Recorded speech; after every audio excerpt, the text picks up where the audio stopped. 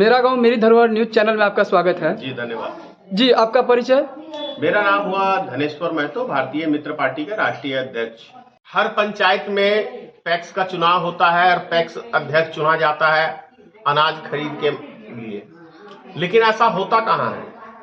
आप बिहार के अंदर चाहे गेहूं का फसल देख लें, चाहे धान का फसल देख लें, जो सरकार एमएसपी तय करती है, रेट तय करता है, उसके ऊपर कोई भी पैक्स अध्यक्ष खरीदारी कहाँ करता है? वो अपने दलालों को छोड़ देता है और वो कम दाम के अंदर इतना लेट खरीदारी सरकार करती है कि वो मजबूर है किसान अनाज को बेचने के लिए कि भाई इतने देर तक हम अपने घर में कहाँ रखेंगे। काफी गड़बड़ घोटाला पूरे बिहार लेवल पे होता है। बिहार सरकार से भारतीय मित्र पार्टी इसकी मांग कर रही है कि इसकी निष्पक्ष जांच हो और किसानों को पूरी तरह से लाभ मिलना चाहिए। मुख्यमंत्री नीतीश कुमार जी बिहार के सभी जिलाधिकारी को लिखित रूप से धान अधिप्राप्ति के संबंध में लेटर जारी किए हैं और बताए हैं जो धान अधिप्राप्ति सही से हो।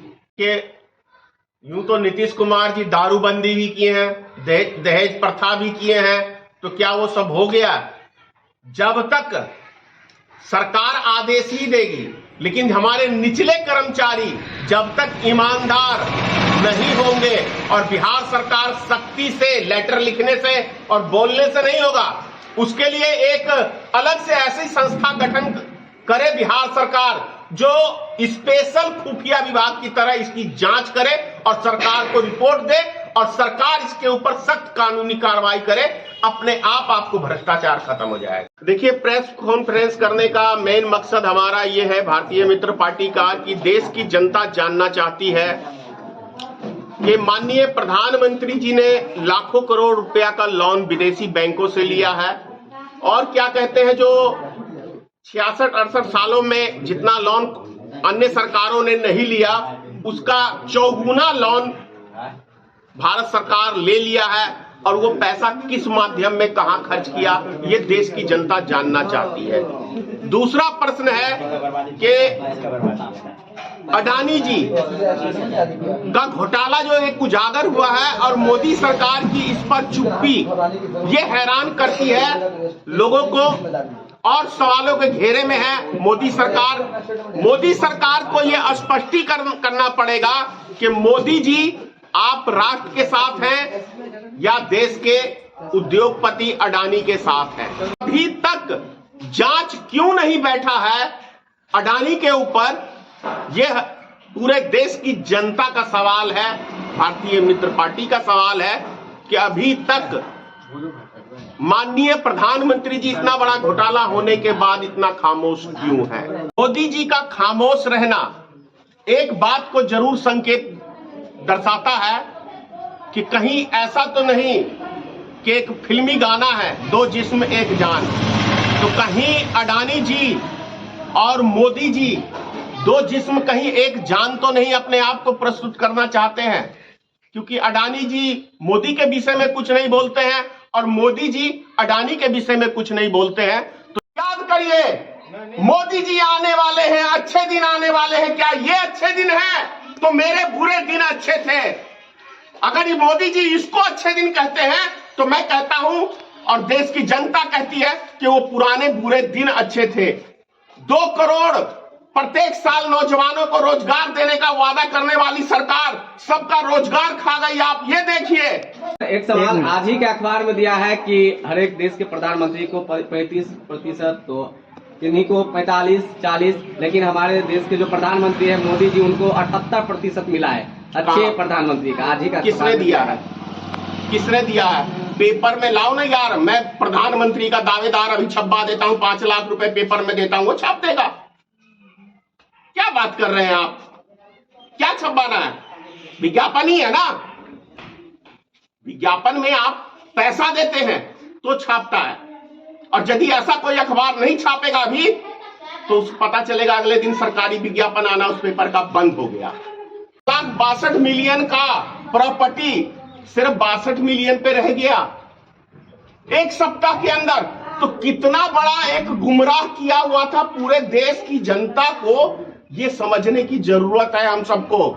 और आप तमाम मीडिया बंधुओं से कह रहा हूं, मरना सबको है एक दिन, लेकिन राष्ट्र के लिए काम करें और राष्ट्र के लिए जिए। और जो आप लोग का चौथा स्तंभ है, भले कुछ मीडिया बिकाऊ हो गई है, लेकिन सोशल मीडिया अभी भारत की एक चौथा स्तंभ खड़ा है। तो आप लोग अपना ईमानदारी से आम जनता तक खबर को पहुंचाएं और सच को उजागर करें।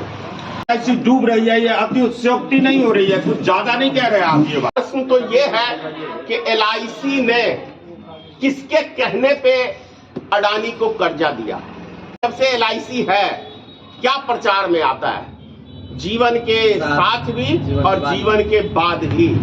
तो यदि LIC में आपका पैसा, मेरा पैसा, देश के गरीब मजदूरों का पैसा यदि फंसता है, जैसे आपने सहारा इंडिया को देखा, शायद बिहार का शायद ही कोई घर ऐसा बचा हो जो 10 रुपया सप्ताह में या प्रत्येक दिन जमा नहीं करता था। आज अरबों खरबों रुपया बिहार वासियों का और देशवासियों का सहारा में डूब गया।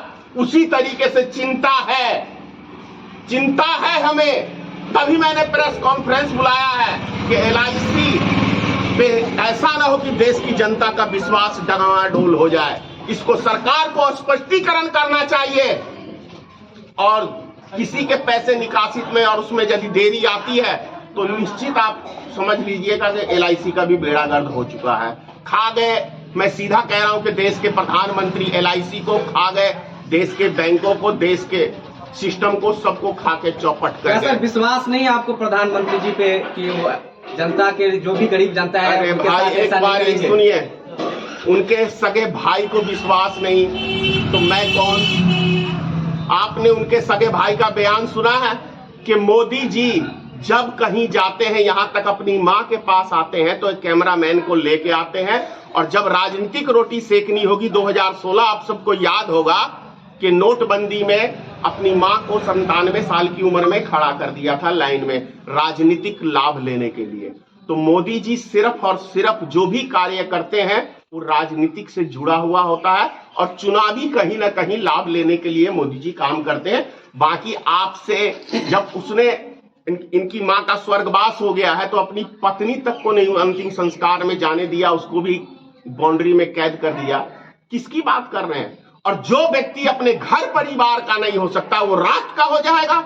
मुझे बता दीजिए कहीं ऐसा कहीं लिखा हो तो। जो घर परिवार को छोड़ दे वो किसी को छोड़ सकता है। और वैसे भी मोदी जी ने कहा है, अरे मेरा क्या है, मैं तो झोला उठा के चल दूंगा।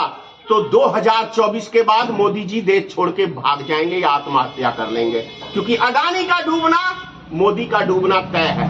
ये बाहर कहते आ रहे हैं कि अच्छे दिन ला दिए हैं, सड़क, बिजली, तमाम तरह के जो बातें करते हैं। मैं कहूंगा यार, मैं तो स्वर्ग में जी रहा हूं, पूरी दुनिया स्वर्ग में जी रही है। तो मेरे कहने से हो जाएगा कि आम जनता के कहने से होगा? आम जनता की राय आप लोग दीजिए, मेरी राय छोड़िए। आम जनता को तो खाना पीना के लिए मोदी जी व्यवस्थाएं करिए दिए हैं, तो क्या अनाज। हाँ, तो लगता नहीं कि उससे हो जाएगा? 410 रुपए का सिलेंडर 1200 रुपए में दे रहे हैं। कितना खा रहे हैं मोदी जी? कितना खा रहे हैं? 200 रुपए का अनाज और 800 रुपए, फिर भी एक ही चीज में ठोक दिया। आज का व्यवस्था तो करिए दिए हैं। कहां से? सरकार व्यवस्था करने पास सरकारी राशन दे रहे हैं। क्या अभी गेहूं मिल रहा है? गेहूं मिल रहा है? सुन रहे हैं आपका जनता बात? अरे मेरा बात तो सुन नहीं रहा, तब ना मिलियन में ऐसे वीडियो जाता है, ऐसे ही आता है। नहीं उसका मेरा एक ही लक्ष्य है कि मधुबनी से पलायन रुके। चुनाव जब आएगा तब उसके ऊपर टिप्पा टिप्पणी करेंगे, अभी चुनावी मौसम नहीं है। 15 लाख करोड़ रुपया अडानी जी के डूब गए और जिसमें 5 लाख करोड़ रुपया भारत के नागरिकों का है। वो पैसा रिकवरी कैसे कराएगी सरकार, ये मुद्दा है और इस मुद्दे के ऊपर बहस होनी चाहिए। किसी पे आरोप लगाना जितना आसान है उसका समाधान ढूंढना उतना ही मुश्किल। तो जिस तरीके से आप रोजगार को लेकर बार बार आप मोदी जी के ऊपर आरोप लगा रहे हैं, आपकी पार्टी यदि सत्ता में है आप किस तरीके से उसका समाधान ढूंढेंगे और क्या आपका मित्र पार्टी का जो है पहला एक्शन मैं सत्ता में आने के लिए कोई राजनीतिक पार्टी नहीं बनाया है। मैंने पार्टी बनाने का मेरा उद्देश्य है देश की जनता को जो मोदी जी गुमराह कर रहे हैं उस पे से पर्दा उठाने का काम करता हूं मैं। मेरा मकसद सांसद बनना, मुख्यमंत्री बनना, प्रधानमंत्री बनना, एमएलए बनना कोई मकसद ऐसा नहीं है। मेरा मकसद है एक पार्टी के माध्यम से अपनी विचारधारा देश की जनता के बीच में रखना, और यदि जब भी मौका मिले, चाहे मौका मिले या नहीं मिले, इसकी मैं परवाह नहीं करता। मेरा लक्ष्य है रोजगार पैदा करना, उसके अंदर मैं काम कर रहा हूं और उदाहरण आपके सामने में है। आलोचना करना सही बात है, बहुत आसान है, और धरती पे काम करना बहुत मुश्किल है। मैंने आलोचना के साथ साथ काम करके दिखाया है, ये जीता जागता आपके सामने उदाहरण है। मैं भाषण नहीं देता हूं, और भाषण मुझे पसंद नहीं है। मैं राशन देने पे ज्यादा विश्वास रखता हूं।